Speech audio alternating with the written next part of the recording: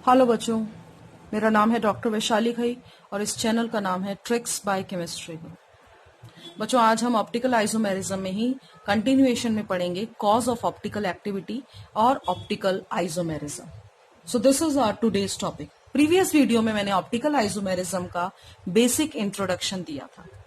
बच्चों, आज हम बात करेंगे कि ये जो ऑप्टिकल एक्टिविटी है या जो ऑप्टिकल आइसोमेरिज्म है उसके पीछे रीजन क्या है।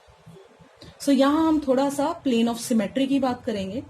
एक ऐसा प्लेन जो एक सिमेट्रिकल एक ऑब्जेक्ट को दो सिमेट्रिकल हाफ्स में तोड़ दे, बराबर बांट दे, we call it as plane of symmetry. For example, आपके पास मान लीजिए एक सर्किल है और यहाँ पे आप एक प्लेन ड्रॉ कर रहे हैं, एक प्लेन अज्यूम कर रहे हैं, and it is a plane actually which divides this object into two symmetrical halves, so that one half of the molecule resembles the mirror image of the other. तो first half जो है वो second का mirror image लग रहा है। सो ऐसे plane को हम कहते हैं प्लेन ऑफ सिमेट्री, ठीक है, और मिरर प्लेन। ऐसा कंपाउंड जिसमें प्लेन ऑफ सिमेट्री नहीं है, प्लेन ऑफ सिमेट्री नहीं है, we call that object as dissymmetric, which does not have any plane of symmetry, we call it as dissymmetric or chiral molecule. ठीक है, chiral molecule. अब ये chiral word कहाँ आया? ग्रीक में कायरल वर्ड का मतलब होता है हाथ, hand. So suppose I am talking about this hand, okay.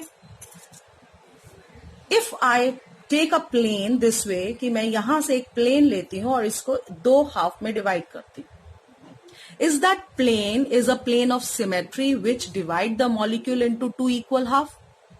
Answer is no. क्यों? क्योंकि यहां पे हमारे पास थंब आ रहा है, यहां पे अलग फिंगर है, सो इट्स नॉट पॉसिबल। सो ये एक प्लेन जो मॉलिक्यूल को दो इक्वल हाफ में नहीं डिवाइड कर पा रहा, we can not say it as plane of symmetry. और जिस कंपाउंड में, जिस ऑब्जेक्ट में ये पीओएस नहीं है, प्लेन ऑफ सिमेट्री नहीं है, उस ऑब्जेक्ट को हम क्या कहेंगे? Dissymmetric object. So I call it as dissymmetric object. Clear? So ये डायसिमेट्रिक ऑब्जेक्ट हो गया। मान लीजिए आपके पास ये एक पेन है। इस पेन को अगर आप बीच में से एक प्लेन देके काटेंगे तो अब आपको समझ में आ जाएगा कि वो प्लेन इसको दो इक्वल हाफ में तोड़ रहा है। इवन इसके अंदर की जो रिफिल है वो भी इक्वल हाफ में टूट रही है। दैट मीन्स हाफ ऑब्जेक्ट दूसरे का मिरर हाफ है। So this object is having plane of symmetry. So we call this object as symmetric object और एकाइरल। सिमेट्रिक ऑब्जेक्ट और achiral. So basically symmetric object क्या हुआ? जिसमें पीओएस प्रेजेंट है, और डायसिमेट्रिक क्या है? जिसमें पीओएस एब्सेंट है। ठीक है, सो एक symmetric object is said to be achiral. Dissymmetric object can not be defined as one that is not superimposable on its mirror image. इसका मतलब क्या हुआ? जो भी कायरल ऑब्जेक्ट है, ठीक है, वो अपने मिरर इमेज पे नॉन सुपर इम्पोजेबल रहेगा। नॉन सुपर इम्पोजेबल मीन्स अगर आपके पास सपोज एक ऑब्जेक्ट है जिसकी शेप पी शेप है, इसकी मैं मिरर इमेज बनाऊं और इसकी मिरर इमेज कुछ इस तरह से बनेगी, ठीक है, ये मिरर, बीच में मिरर है। अब नॉन सुपर इम्पोजेबल का मतलब क्या है? इस पी को उठाया और मैंने इसके ऊपर रख दिया, क्या ये इसको सुपर इम्पोज कर रहा है? नहीं करेगा, क्योंकि इसमें ये जो पी है इस तरफ निकला हुआ है, इसमें पी इधर है। तो जब हम इसके ऊपर रखेंगे तो ये पॉइंट ये इसके ऊपर ओवरलैप नहीं कर पाएगा, सुपर इम्पोज नहीं कर पाएगा। So this is actually non superimposable. सो मैं आपको यही बताना चाह रही हूं, जो कायरल ऑब्जेक्ट है that is one that is non superimposable on its mirror image. So ये अपनी मिरर इमेज पे सुपर इम्पोज नहीं हो पाएगा, नॉन सुपर इम्पोजेबल। मैंने हैंड का एग्जाम्पल दिया था। Suppose this is my hand. मान लीजिए ये इसकी मिरर इमेज है, ओके, ये एक हाथ है, ये इसकी मिरर इमेज है। अब क्या करें? अगर मैं इसको इसके ऊपर रख दूं तो ये देखिए दोनों थम्स अलग आ रहे हैं, सुपर इम्पोज नहीं हो पा रहा। So this hand is again non superimposable, dissymmetric or chiral object. ठीक है, आ गया समझ में? सो ये हमारी एक बेसिक इंट्रोडक्शन हुआ प्लेन ऑफ सिमेट्री का। अब कोई भी ऑब्जेक्ट को अगर ऑप्टिकल एक्टिविटी शो करनी है तो कंडीशन क्या है? What is the condition for an object to show optical activity? Optical activity show करने के लिए एक ऑब्जेक्ट को कायरल होना जरूरी है, मतलब उसमें प्लेन ऑफ सिमेट्री एब्सेंट हो और वो अपनी मिरर इमेज का नॉन सुपर इम्पोजेबल हो।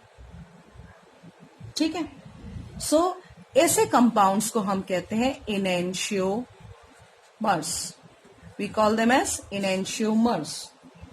सो the compounds which are mirror images of each other but are non superimposable of each other, एक दूसरे पर सुपर इम्पोज नहीं कर रहे हैं, ऐसे कंपाउंड्स को हम कहेंगे इनैंशियोमर्स।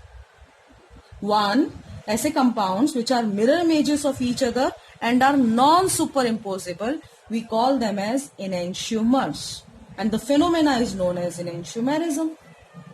So basically अगर हम बात करें enantiomerism के लिए कंडीशन क्या है? Chirality is the condition. A compound must be disymmetric or the compound must be chiral. Clear? So अगर आपके पास pair of enantiomers हैं तो उनमें similarity क्या होगी और differences क्या होंगे? So pair of enantiomer means they have similar physical and chemical properties, but they differ with their behavior on towards plane polarized light. Plane polarized light में उनका behavior अलग होगा। ठीक है, so basically अगर हम बात करें जो डेक्स्ट्रो रोटेट कर रहा है और जो लीवो रोटेट कर रहा है, that is a pair of enantiomer. Optically active दोनों ही है। अगर हम पिछले वीडियो की बात करें तो हम देखते हैं कि आपके पास दो कंपाउंड थे, अगर वो क्लॉकवाइज मूव कर रहा है तो dextrorotatory, and if it is moving in anticlockwise तो ये सेकेंड कंपाउंड और ये third compound, these two compounds are actually pair of enantiomers. So pair of enantiomer have identical physical and chemical properties, but they differ from each other in their action on plane polarized light. Like it rotates in clockwise direction and it rotates in anti-clockwise direction. So this is that we can say that they are enantiomers. Clear? So ये हमारा enantiomer का एक example हुआ. अब आप मुझे बताइए, अगर suppose आपके पास ये A है, ओके, इसका मिरर इमेज मैंने बनाया, क्या ये कायरल है या ए कायरल है? आपको कुछ नहीं करना, आपको जो भी कंपाउंड दिया हुआ है या ऑब्जेक्ट दिया हुआ है आपको उसकी मिरर इमेज बनानी है, उठा के उसके ऊपर रखना है. If it exactly super imposes it is a chiral, यानी ये सिमेट्रिक है, ये इसके ऊपर सुपर इम्पोज कर रहा है and thus it is a chiral. This is a chiral. Okay, so ये आपको थोड़ा सा ध्यान रखना है. तो ऐसे कंपाउंड जिनमें कम से कम एक एसिमेट्रिक कार्बन एटम हो, ठीक है, is capable of showing this optical isomerism. So condition हमारी क्या हो गई? Chiral atom. कायरल एटम का मतलब क्या हुआ? कायरल एटम मीन सपोज हम कार्बन की बात कर रहे हैं, so the 4 valencies of carbon atoms are directed towards the 4 corners. आपके पास ये कार्बन है और आपके पास 4 वैलेंसीज हैं, ठीक है, टेट्राहेड्रल शेप में.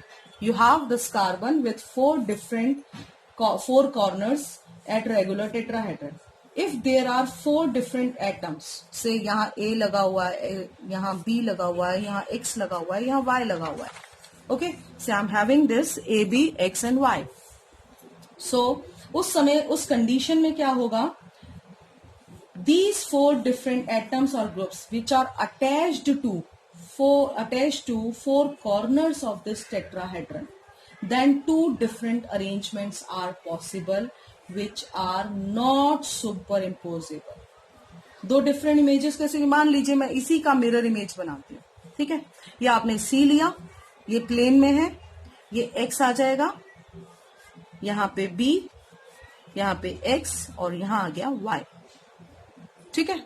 सो अगर आप इसको उठा के इसके ऊपर रखेंगे तो आप देखेंगे B Y को सुपर इम्पोज नहीं कर पा रहा, सिमिलरली Y के ऊपर B आ रहा है.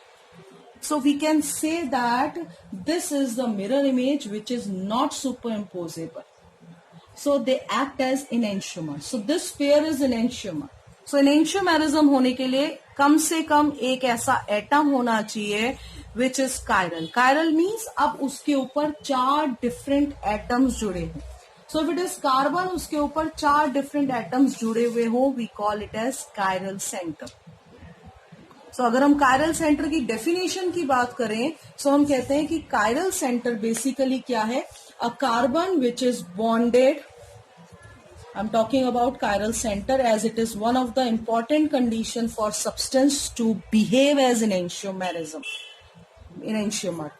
So carbon atom which is bonded to 4 different atoms. एक ऐसा कार्बन जो 4 different atoms से जुड़ा हुआ हो, उसे हम कायरल कार्बन कहेंगे या उसे हम स्टीरियो सेंटर भी कहेंगे. स्टीरियो सेंटर, ठीक है, also known as asymmetric carbon atom.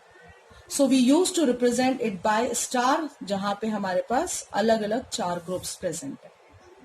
So if I'll write the formula of lactic acid, say CH3, CHOH and COOH. So this carbon is chiral carbon.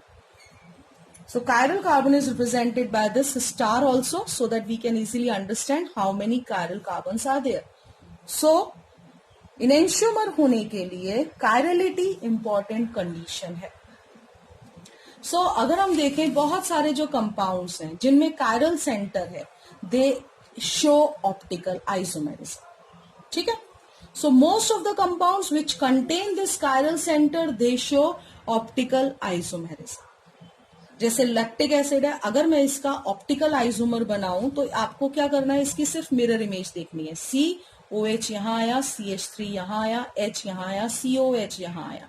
This is the mirror image. आपने इसको इसके ऊपर रखा, ये इसको super impose नहीं कर पाएगा. OH के ऊपर H आएगा और यहां पे OH के ऊपर H आएगा. ठीक है. So this way lactic acid के ये 2 इनेंशियोमर्स हैं. सो लैक्टिक एसिड ऑप्टिकल एक्टिव है. ठीक है. इसी तरह से एक मैं एग्जांपल देती हूं जिसमें एक से ज्यादा कायरल सेंटर है. We call it as tartaric acid and this is tartaric acid. अब इसमें हमारे पास कायरल सेंटर कौन से हैं? 1 and 2. अगर आप देखें इस पे अलग अलग ग्रुप जुड़े हुए हैं. सो डिफरेंट ग्रुप जुड़े हुए हैं, डिफरेंट इलेक्ट्रॉनिक एनवायरमेंट है, and thus we have this as optical active. And इसका इनेंशियोमर क्या बनेगा? OH यहां, H यहां, यहां H, here we have OH, COH and COOH.